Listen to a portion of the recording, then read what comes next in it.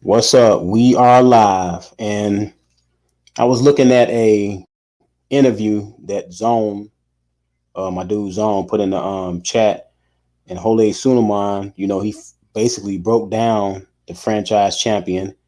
Um, he said, especially at lightweight, when Lomachenko received the franchise champion, he said he gave it to him because Lopez requested that he wanted to fight for the unification with Lopez, who he told Lopez to go get a title and he'll fight him. Lopez went and knocked out Comey.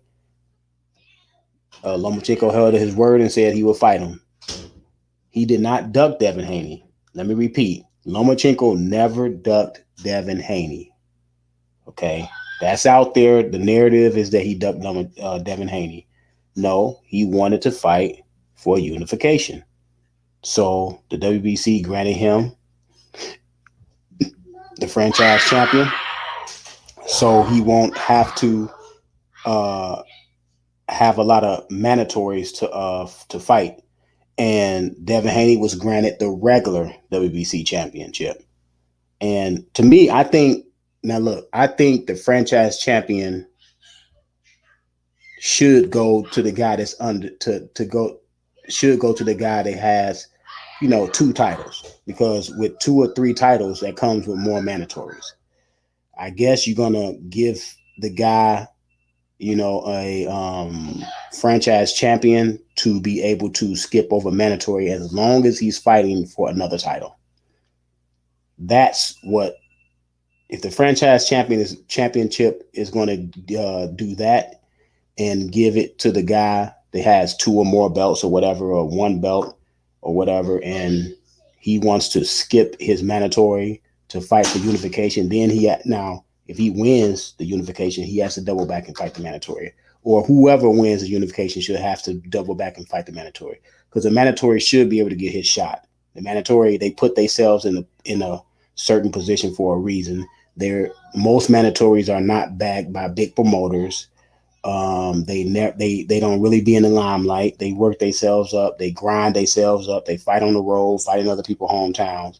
So they should get a shot at the title as being the mandatory. But hey, this live right here is about Errol Spence versus Yordenis Ugas. It's a great fight. I mean, I want to see him fight Terrence Crawford, but I always said that I didn't want Errol Spence to fight Terrence Crawford coming off a torn retina. I wanted to see Errol Spence versus someone else first, because I don't want the excuse when Terrence Crawford beat him and defeat Errol Spence. I don't want people to say, well, he's coming off an eye injury. I want Errol Spence to dominate Ugas from pillar to post. I want him to be a three belt holder. And yes, I know it's a strategy that Errol Spence is playing, which is good. I have no problems with him getting another title and then going to negotiating tables and say, Terrence, I have three titles. If you can do it, do it. I'm not mad about it. I don't know why.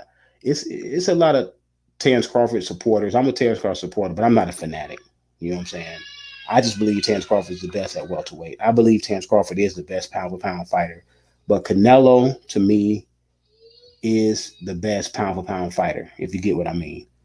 I believe Terrence Crawford is the best fighter in the world. If you put these guys in the same weight class, I believe Terrence Crawford beat all of them. But nevertheless, Earl Spence and you got Yordenis Ugas. It's a great fight, y'all. It's for unification. I'm all about for unification. Even if Earl Spence would have came back against someone else, I would have been all for it. The man's coming off a torn retina. So I mean, even though he says that he doesn't need a tune-up, I don't look at Ugas as a tune-up. I don't know what y'all looking at. I don't look at Ugas as a tune-up. You know what I'm saying? I think Ugas is a live dog. He always come to fight. He fights hard. He fights very spirited. Um, to me, he doesn't fight like a traditional um, Cuban fighter. You know what I'm saying? He's more aggressive. He's more in your face. He goes to the body a lot. Cuban fighters really don't go to the body a lot. They mostly head hunters. They're slick boxers, fight from the outside. Ugas likes to mix it up. Ugas likes to get, you know what I'm saying, rowdy up in there. So I think that it's a great fight. I don't know why people are all in the uproar. Do we want to see Earl and Terrence? Yes, I do. You know, but this is also a really good fight. It's not like, you know, Errol Spence is fighting someone in the, you know what I'm saying, in the number 50 of welterweight or 30 of welterweight. He's fighting a guy that actually got a title. They have to fight each other anyway to be undisputed. So it doesn't matter how the order goes. The order is this is the order, right? He's choosing to fight Ugas, which I think is a great choice. For him to go straight into a Terrence Crawford fight, not knowing how he's going to react, how that eye is going to react, this is a better fight for him. He has a better chance of beating Ugas. He knows that. I know that he knows that. Styles make fights, man. Ugas, he's coming off the biggest win of his career versus Manny Pacquiao. He won the fight. I thought he won the fight by 3 or 4 rounds. I thought he was able to neutralize Pacquiao for the most part. He fought from the outside, kept the jab on Pacquiao through combinations. He was more assertive on Pacquiao. Now, if that Ugas come in assertive, hungry, like the one that fought Pacquiao, he should come in with a little bit more, you know, experience by being in there with Pacquiao. He's going to be more confident. He defeated a legend. And he's just going to be, he will be ready for Errol Spence. He knows what Errol Spence brings. Errol Spence brings pressure. Errol Spence. Now, I don't know how Errol Spence is going to approach this fight. Is he going to fight him from the outside, or is he going to, you know, try to walk Spence down? You know, he didn't try to walk Danny down. He fought Danny from the outside, fought Mikey from the outside. Sean Porter kind of forced himself on Errol Spence. Errol Spence was getting turned all night. He just didn't know how to, let's say, he just didn't know, to me, he just didn't know how to turn, you know, Sean Porter or counter Sean Porter and make Sean Porter, you know, pay for his mistakes. Sean Porter, he's finally caught Sean Porter with a counter, but that counter was there all night. Like, the counter was there all night for him to counter him. All he had to do is just take a step back and counter Sean Porter. Maybe he would have got Sean Porter out of there. But nevertheless, I can't give a guy a skill set that he doesn't have. To me, Errol Spence, he has a pretty good jab, even though I think he paused with the jab a lot, pushes the jab out there sometimes. He's a okay counter puncher. He doesn't counter punch a whole lot. He's a great body puncher. That's what Errol Spence is. If anything, he's a great body puncher. Pretty good pressure fighter. Errol Spence, just, you know, he's a strong guy. He comes to fight. He's strong mentally, strong physically. So it's a long night, you know, when you're fighting Errol Spence. The guy that I think just the kryptonite for Errol Spence is Terrence Crawford, because he could do a multitude of things. He could fight southpaw, he can fight orthodox, he can fight going forward, he can fight going back. This is not nothing I'm saying that I think Terrence can do. These are the things I've seen Terrence do. I actually see him go in the ring and fight aggressive and fight on his back foot. Counter punch very well, go to the body very well. Earl is going to make Ugas be aggressive instead of waiting to counter punch him. 9-3 Spence, man down. Yeah. Look, I'm hoping Errol Spence win, because I want to see the Errol Spence Terrence Crawford fight. So I'm hoping Errol Spence win. You know what I'm saying? Now, you say it's going to be 9-3. You say that he's going to make Ugas be aggressive. So, you know, maybe Errol Spence will come out behind the jab. You know what I'm saying? It all depends on, you know, how the fight unfolds. You know what I'm saying? Let's see if Errol Spence can do what he did against Mikey. But we got to understand, Mikey was a smallest fighter. You know, Ugas is not a smallest fighter. Ugas will be able to get past the jab at times.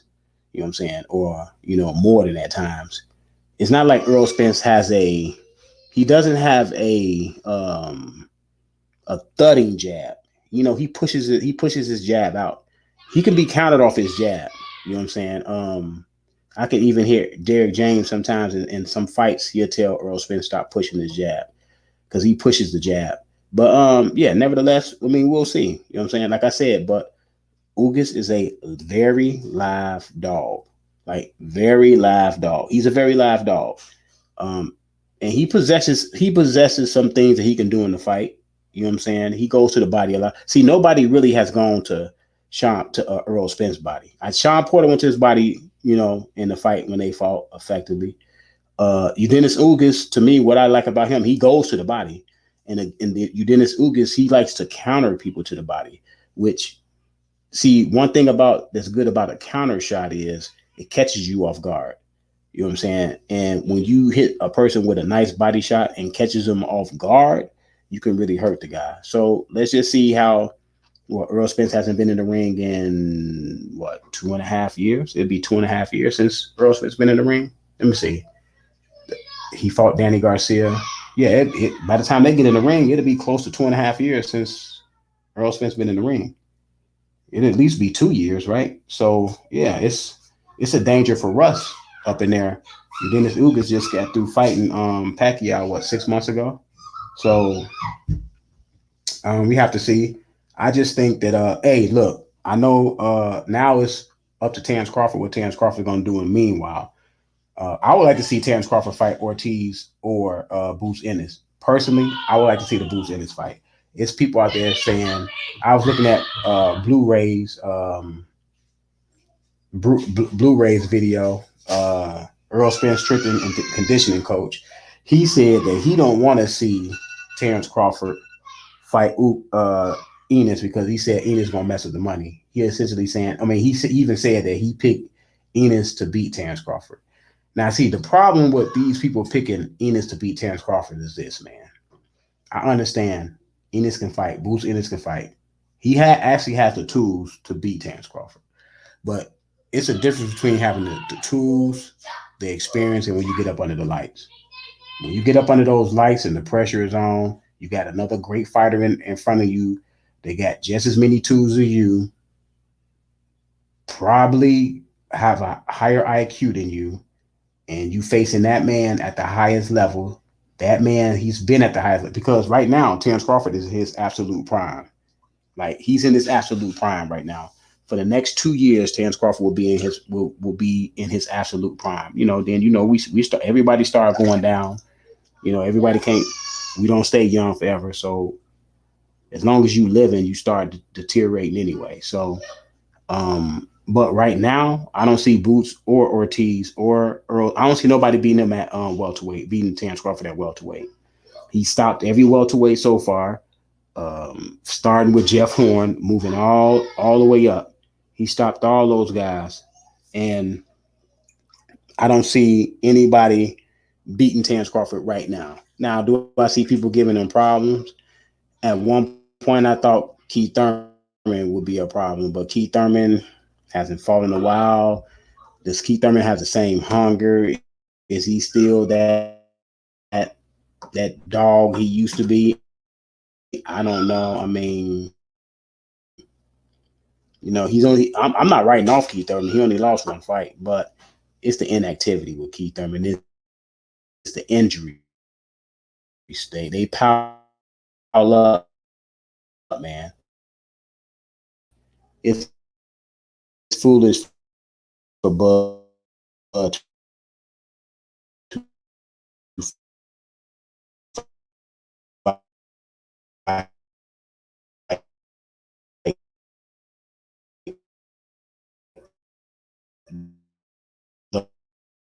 those young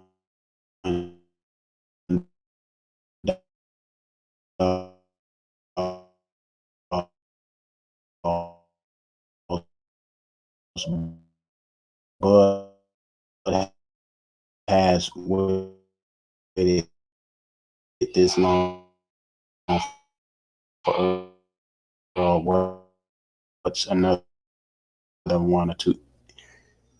No, it's not foolish for Bud to not fight those young guys. Those are young contenders, but they are contenders. You will see in a lot of boxers' resumes, young, good contenders. The reason why I say I would like to see him fight one of those guys because they would keep it. It's not old. When you're an older fighter like Terence Crawford, when you're a fighter like Terence Crawford, I would like to say, I should say, you want those meaningful fights because you will hear a lot of fighters say, I want to fight and really get up for the fight. I don't look at Boots Ennis. I see him as young, untapped talent, but that's what they are. They are untapped yet because to me, the people that they need to fight so I can see a better opponent on Ortiz side of it. If you could say that because you seeing what you see, both of those guys have never been in cage fights, so they can look good. Matchmaking, they in the ring with you until they cannot put good people in the ring, the best matches in the ring for you. Then you have to fight those guys who may not be a good match for you in the ring, like a Terence Crawford or Errol Spence. You know what I'm saying? Or maybe a Keith Thurman if he get himself together. People saying that he should wait for Keith Thurman versus Barrios. Terence Crawford shouldn't wait that long. No, go and fight one of those young dudes. People saying that they're ready, right? So if Terence Crawford going there and beat a Boots Ennis, I don't want to hear nobody say that he was young. That he was young, he was inexperienced, because I've been around boxing for a while to know that there are levels to this. Yes, Boots Ennis, he looks fast, he looks strong, he can counter punch, he got combination punching. Terence Crawford is a fighter that can slow Boots down, right? Counter him, right? Can jab with him, can punch with him. He can do everything that Boots Ennis can do. He's just a veteran at this stuff. And Terence Crawford right now may be at another level than Boots Ennis and Ortiz. And I'm not buying that Boots Ennis is much better than Ortiz. There's a lot of people saying Boots Ennis is much better than Ortiz. I don't see that. Both of those guys on the same level. I would like to see those guys fight. If those guys fight, that's a 50-50 fight. I can't really, if I would pick someone, I will lean towards Boots Ennis, but it's close, man. Ortiz himself, I believe Ortiz knocked everybody out, right? Himself. So they both got heavy hands as far as fighting the level of competition that they have fought. Because I always tell people, when these fighters that have, always be cautious when a fighter is knocking out everybody he fights. For this reason. One, he falls in love with his power. And when he gets in the ring with someone that he can't knock out, that's fighting him back, that's actually can handle themselves and return fire, it usually doesn't end well. It usually doesn't end well. And Boots Ennis and Ortiz are running through people. You know what I'm saying? And when you start, just like Deontay Wilder, running through people, he ran into who? Tyson Fury, a great fighter who knew how to handle himself and knew how to neutralize the things that Deontay Wilder does well. He was able to neutralize. Let me say that again. He was able to neutralize the things that Deontay Wilder do well. He was able to neutralize the thing that Deontay Wilder does better than anybody of this era, and that's knock people out. And when he was able to neutralize Deontay Wilder's knockout punch, Deontay Wilder was not able to answer with anything else. You see how that works? Errol Spence, I had a back and forth typing match with this one guy. I hate doing that. I like to talk to people personally, like on the phone or whatever, or on the live or whatever. I don't like all that typing. But he told me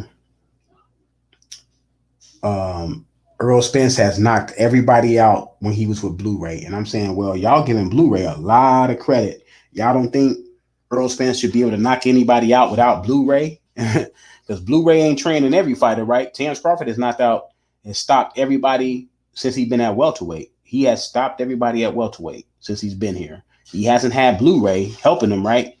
So y'all giving a lot of credit to Blu-ray. Look, to me, it's not Blu-ray. It's the level of competition has risen for Errol Spence. And if you look through boxing history, when those, even great fighters, when they fight a different level, a higher level of competition, you usually don't stop. Those guys don't get stopped unless they're at heavyweight or something like that. But from like 147 on down, like, look, Errol Spence fought Mikey Garcia, right? He didn't stop Mikey Garcia. He kept saying, I'm going to stop you, Mikey Garcia. I'm going to stop Mikey Garcia. I'm going to stop Mikey Garcia, right? He went in there.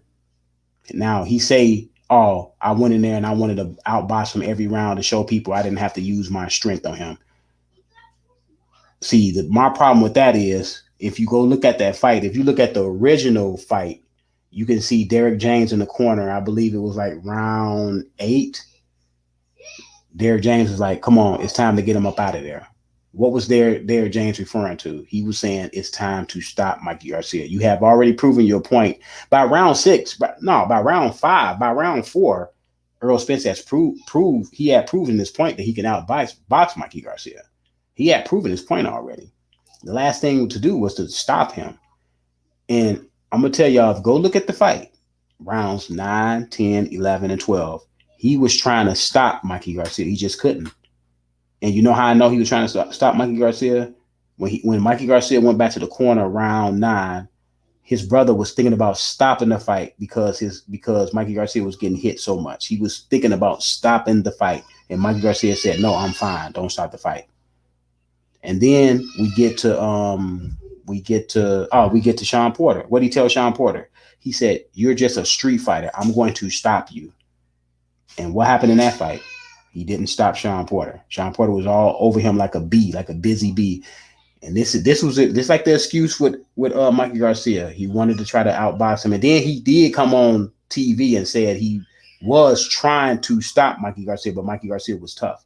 We get to Sean Porter. He said, I'm gonna stop Sean Porter. Sean Porter's a street fighter. Then what happened? Sean Porter going there all over him. He does get the knockdown. He wasn't able to counter Sean Porter effectively.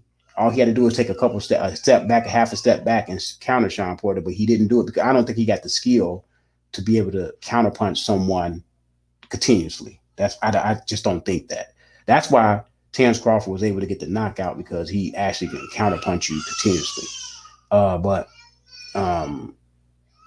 he didn't stop Sean Porter, right? What did everybody say? Oh, he fought Sean Porter fight. That's why he didn't stop Sean Porter. No, ladies and gentlemen, Sean Porter forced him to fight that way. Let me say it again. Sean Porter forced him to fight that way. Sean Porter forces everyone to fight that way. He even for some rounds forced Terence Crawford to fight his fight. That's what Sean Porter does. Then we get to Danny Garcia, right? Y'all was saying man down again. He gonna stop Danny Garcia.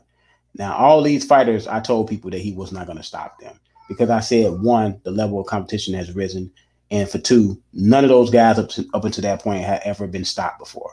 Mikey Garcia was never stopped before when Errol Spence got in the ring with him. Mikey Garcia hadn't been stopped. Sean Porter wasn't stopped yet. And Danny Garcia had never been stopped. None of those fighters had ever been stopped.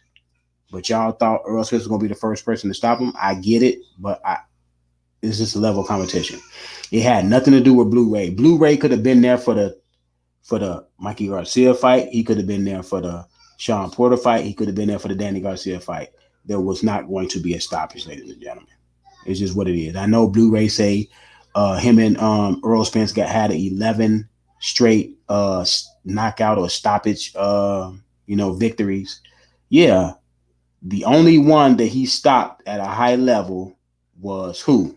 Kell Brook, who recently had his other socket broke by a heavier, bigger guy, bigger puncher, and Triple G.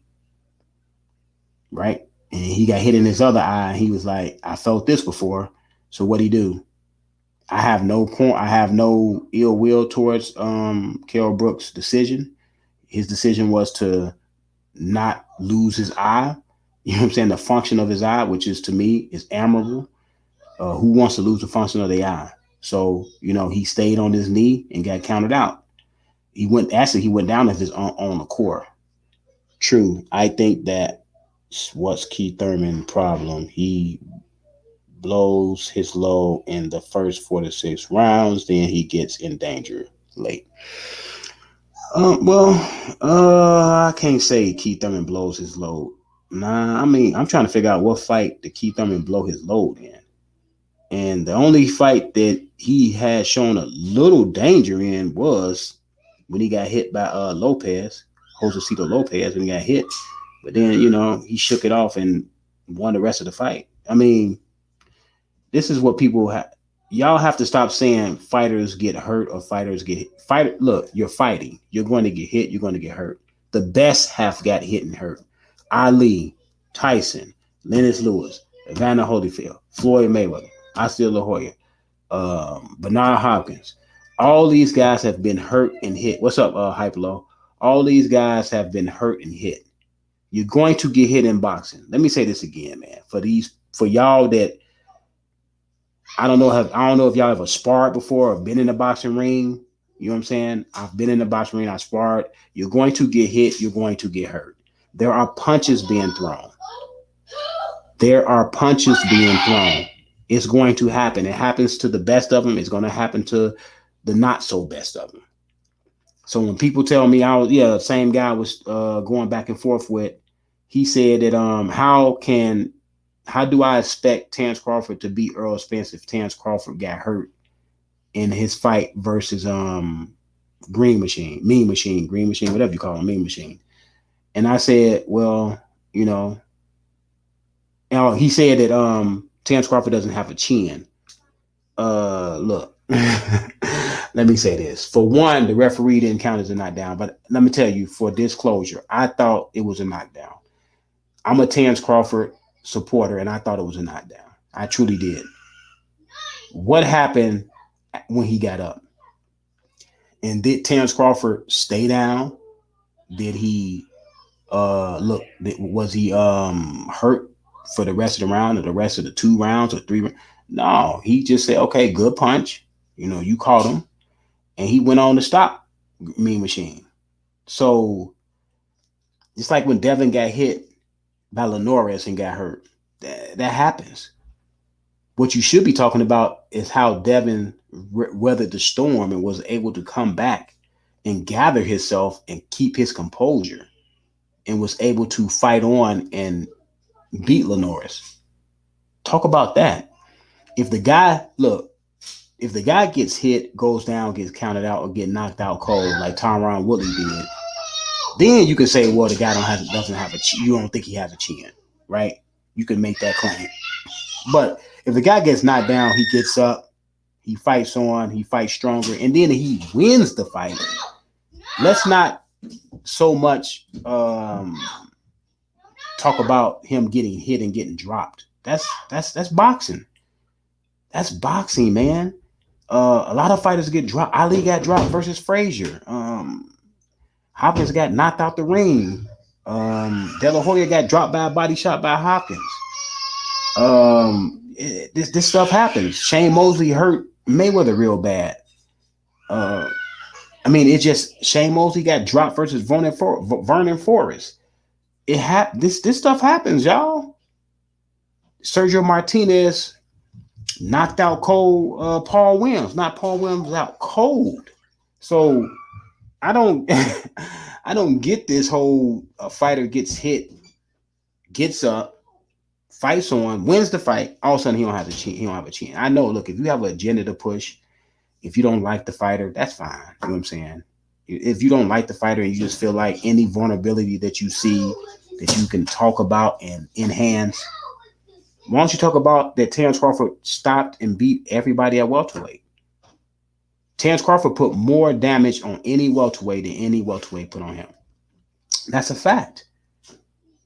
Let me say it again. Terence Crawford put more damage on any welterweight than any other welterweight put on him. Go back and look at all his fights, starting with Jeff Horn and ending with Sean Porter. Go look at all those welterweight fights, and you come back and tell me if Terence Crawford didn't put more punishment on the welterweights than he got put on him. I mean, just, be unbiased about it. And y'all, look, it's a lot of y'all that said Terence Crawford was not going to stop Sean Porter. I told y'all that Terence Crawford had a great chance of stopping Sean Porter. Why? Because Sean Porter fights in the style that, first of all, if you counter him, if you not so jittery about, the way he moves awkwardly and his windmill punches, if you could stay in the eye of the storm, the counter punches are there to be had. Terence Crawford was able to take advantage of those counter punches because he's a skilled counter puncher, which I told y'all he was, and he was able to stop Sean Porter, right? he was able to neutralize Sean Porter to enough to get a lot of, counter punches in there, and it worked in his favor. And I told y'all he was going to stop Sean Porter. A lot of people, oh, he's not going to stop Sean Porter. Sean Porter had never been stopped. I get it. Sean Porter had never been stopped up to that point. So yeah, you can say that. But I was breaking down skill for skill and what Terrence Crawford can do. I said it was a greater chance that he was going to stop Sean Porter. I thought that he had a chance to stop Sean Porter even earlier than the 10th round. But Sean Porter didn't fight as aggressively versus Terrence Crawford as he did versus Errol Spence. And you know why? Because Sean Porter was not worried about Errol Spence's counter ability. He was very much worried about getting countered by Terrence Crawford, because he knows Terrence Crawford is a much better, it's not even close, much better counter puncher than Errol Spence. So he knew that, right? He knew that the greatest thing that Errol Spence had going for him was coming forward, going to the body, getting you up on against the ropes. He knew that Terrence Crawford can damage me. If I try to bull rush Terrence Crawford too much, I probably get stopped early. So he did, like I heard a lot of people say after the fight that, man, he wasn't that aggressive versus Terrence because styles make fights. He understood that he can't just go in there and bull rush Terrence Crawford, man. That wouldn't have been good. That wouldn't have been in his best interest. But nevertheless, look, this Ugas fight is a great fight, man. In my opinion, it's a great fight. I think people need to, stop bashing the fight. When you get a unification fight, man, you shouldn't bash the fight. These guys have to fight each other anyway. If somebody want to reign supreme, they have to fight each other anyway. Like I said, I understand the play by Errol Spence. It's he gets to have his cake and eat it too, right? He gets to fight Ugas before he fights Terrence. You know what I'm saying? And he gets to get another strap. I mean, I don't, like I said, I didn't want to see him go straight to Terrence Crawford anyway, because I'm gonna tell you what the narrative, what it would have been if he would have went straight. If he would have went straight to Terrence Crawford, and Terrence Crawford would have beat him and stopped him, because I believe Terrence is going to stop Errol Spence too. Yes, I believe he's going to stop Errol Spence. If he would have went straight to Terrence Crawford and got beat, what people would have said? He beat what? He beat Errol Spence off a torn retina. And because it's already going to, look, when Terrence Crawford beat him, it's already going to be that, oh man, yeah, you might have beat Earl, but you didn't beat Earl before he was in a car accident. You didn't beat Earl before he got a torn retina. But that's Earl's that's on Errol Spence, because Errol Spence told that man to go get a belt. See, Lomachenko told Lopez to go get a belt. And what Lomachenko do? He held to his word and he fought him. You know what I'm saying? When that man asked Errol Spence about Terrence Crawford, he didn't have to say, he the one said, if Terrence Crawford get a belt, I'll fight him. And the person that was interviewing him didn't force him to say that. He came out his mouth with that. So when you come out your mouth and you start talking like that, man, your word, you got to hold your word. You know what I'm saying? And that man went out and did what? In his first time at welterweight, what did he do? He got a belt. See, because before that fight was made versus Jeff Horn, I remember Keith Thurman, Errol Spence, and Adrian Broner was saying that they think Jeff Horn is going to be too big and too strong for Terrence Crawford. Go look at the past interviews. And a lot of people were saying that, oh, he's going to be too big and too strong for Terrence Crawford. I already told y'all he wasn't. You know what I'm saying? I told y'all Terrence Crawford's skill level. When Terrence Crawford was at 135, I told people that, oh, looking at it was confirmed to me, looking at his 130, his 135, and his 130, especially his 135 run, that, I was like, he could beat those welterweights. And that was before he even got into the division. I was telling, I probably got a video up, a couple videos up, saying that, oh yeah, he could beat those welterweights. And people was telling me, oh, he shouldn't move up. He's going to be too small. Even a group of guys I talk to all the time, they was telling me, oh, Terrence Crawford shouldn't move up. He's going to be too small for Errol Spence, Keith Thurman, and those guys, Sean Porter and those guys. That what those people were selling. That's what those people were saying. I said, no, his skill level dictates that he can move up. I get it. Every fighter cannot move up. Mikey Garcia is not a fighter that belongs at 147. He just doesn't have the skill level. The his skill level is not that vast. You know what I'm saying? His skill level is not that advanced that he can overcome his size, right? He has short arms and he's short. See, I was looking at Terrence Crawford's skill level, and I was also looking at the dimensions that Terrence Crawford is coming to the division with. Terrence Crawford is 5'8". Keith Thurman is what, 5'7", 5'8". Errol Spence is 5'9". Uh, um, what Danny Garcia is like 5'8", maybe 5'9". Sean Porter is like 5'6". So he already height wise, he was right there with those guys, right? Let's look at arm reach. His arms are longer than all those welterweights I just named. His arms are longer than Keith Thurman. I believe Keith Thurman is a 68 or 69, maybe. Earl Spence is a 71 or 2. Danny Garcia is, believe he's in the 60s, a high 60s.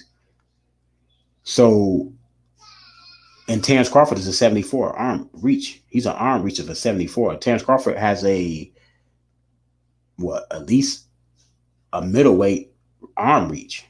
He has a middle of the road middleweight arm reach length. So right then, now, in those two things, boom, he's already there, arm and height. Now let's go to the skill level. Really good jab, counter punch, great leg. The only person that had better legs than him at the time he was fighting before he retired, or can match his legs, was Manny Pacquiao. And Manny Pacquiao is not the mover he used to be.